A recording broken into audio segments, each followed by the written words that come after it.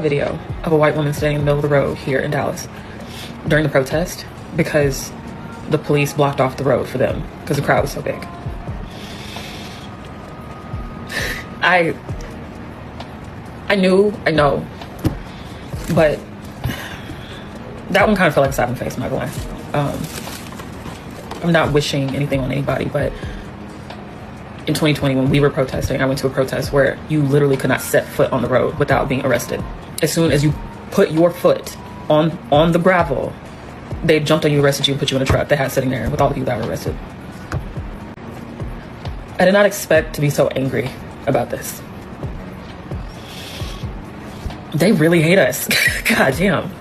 To go so far as to pretend, I think that's a good thing. It's just something exclusively experienced by white people. So, it reminded me of this picture. This picture right here. A black woman in a dress walking on the street. And this is the response they gave her. Let's not forget how the police respond when black people are in the streets. We didn't see any of that yesterday. I didn't see any police officers with shields. Did you? Nor were they shooting tear gas at the crowd. Just look at the police presence. At a peaceful protest, this is what we get when we go out there. And yesterday, barely see any police. Where's the police? You can even look at the flyer and tell this ain't got nothing to do with us. Medicaid, Medicare, Social Security, public lands, fair elections, NATO, veteran affairs, cancer research, schools, libraries, free speech, LGBTQ, immigrants, judges, clean energy, our bodies, our jobs, personal data, everything but black rights, everything but discrimination, everything but redlining. You sit your ass down. Do not go out there and let them pepper spray you and beat you down and pour them tanks out and gas spray you. Because when black people mobilize, you a threat. When white people mobilize, it's a march. Sit your ass in the house. Story time. We have all recently witnessed the April 5th protests in the streets and witnessing how peaceful and diligent everyone was. No violence, which is a good thing. I stress, if we have a freedom of speech in this country, protests should not be met with violence, especially tax-paying protesters should not be met with state violence. And we didn't see that.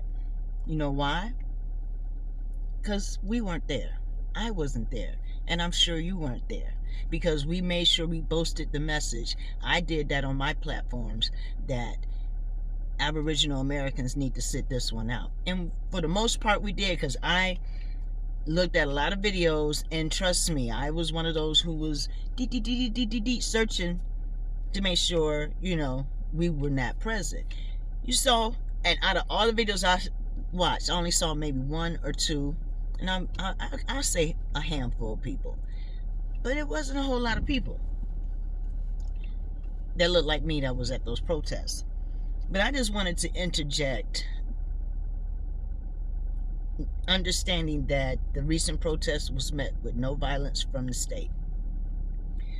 I volunteered and was a member of New Era Detroit, and we were geared to do a community organized event that involved the neighborhood that at that particular time in 2017 stayed in the news for like the violence and how black folks was treating each other so horribly, and it's not safe, and this is the reason why they have such militarized police presence in that particular neighborhood, which was Inglewood. All right, so we had planned to go down there with the Chicago chapter to clean up the neighborhood, pass out resources for the residents to have access to as much as water, and to introduce ourselves as an organization, right?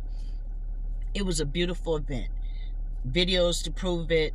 What I came across is that what was projected on the news was not what I saw, and it was not what I felt. Chicagoans are on a brotherhood vibe. They really have to stick together to fight the man, because trust me, the man is like this on their ass. Okay, we went down there It wasn't even a protest. We went down there to specifically clean up. And when I say clean up, we had trash bags, brooms, shovels, people picking up branches, cleaning yards. And this is what we were doing. We swept 36 blocks. The whole time we were doing that, we had police following us. We weren't doing that wrong. We were in the community, bringing neighbor back to the hood, making it feel like a neighborhood and not a plantation, not a militarized zone where you're surrounded by cops.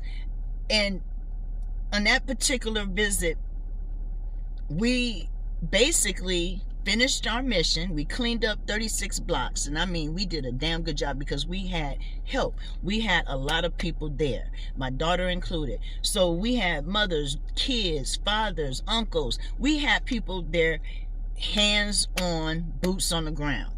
And when I tell you, when we were done with our event, how the police, Chicago Police Department, had posted up and was waiting on us.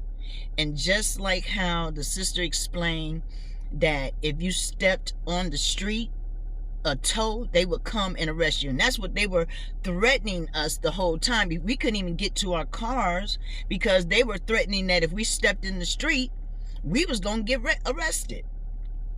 And we're, of course, discombobulated because we had done nothing wrong. All we did was clean up the neighborhood. And we were able to witness that what the media, the news media was projecting about Chicago at that time was false. Okay? And I tell everybody black, go to Chicago. It's not what they tell you what it is. It really ain't. So, long story short, we had to deal with the court system in Cook County. I can go into a whole nother video about what I witnessed in Cook County and my experiences there. Every time April comes around, I get triggered because it's 2025 and I'm still triggered by this, because when I looked at the recent protests and I see how white Americans were not met with any violence compared to my own experience cleaning up a neighborhood that wasn't filthy. Don't get me wrong. It wasn't like we had to, put on our garbage man hat on. No, it wasn't like black folks was nasty. We just assisted in and beautifying the neighborhood. And we were met with state violence. Me and my daughter were separated. It was chaos. There's videos on YouTube. You can look up New Era Detroit and see it. That shit was wild.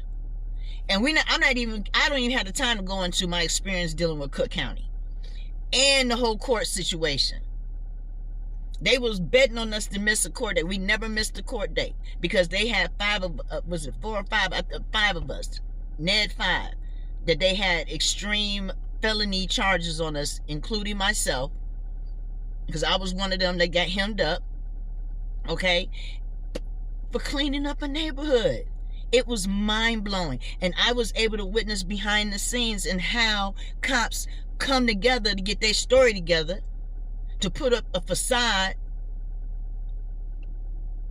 and just totally disregarding us, the victims at that particular time, and just obliterating any rights that we had, to basically instill fear and intimidation. That's what they were trying to do. Wasn't nobody scared. We from Detroit. Wasn't nobody scared. Dude, it was wild. But I just wanted to intervene and add my 2 cents on how sister was correct on how the state violence against Aboriginal Americans is by design. It's done on purpose. And you gotta wonder, why is it so immensely evil? You know what I'm saying? Like, there's got to be some power there that they're trying to squash, that they have not accomplished that goal yet. Okay, so just something to think about when you are watching these videos of these protests, and how the other brother was saying, yeah, they had a list of demands. No demands was on there about gentrification, human trafficking in our neighborhoods. Nothing on there about police brutality. Nothing addressing about these cop cities. While we're being distracted with everything else, these cop cities are still about to flourish. So we have to remember and create a timeline of events and see that these events are leading to a designed scenario. Okay, so I'm just gonna leave y'all with that. Look that shit up on Google and on YouTube. the Chicago arrest New Era Detroit members, and you'll pull up the video, and it's, you know, it's crazy. It's crazy. Peace.